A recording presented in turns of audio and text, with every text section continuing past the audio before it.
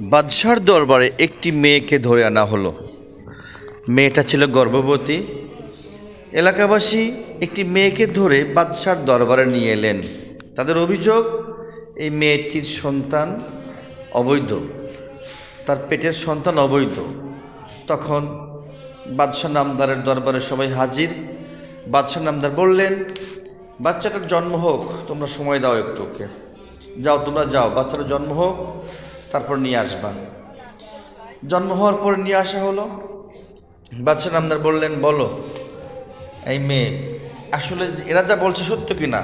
উনি বললেন, না, আমার বিয়ে হয়েছিল, আমার স্বামী একজন বৃদ্ধ মানুষ ছিলেন, তবুও তিনি আমার স্বামী ছিলেন এবং তিনি মারা যান। তখন বাদশাহ বললেন, ঠিক আছে, এই বাচ্চাটা যখন বয়স 7 বছর হবে তখন নিয়ে এসো। তখন নিয়ে আসা হলো। তখন সব শিশুদের খেলতে দেওয়া হলো এবং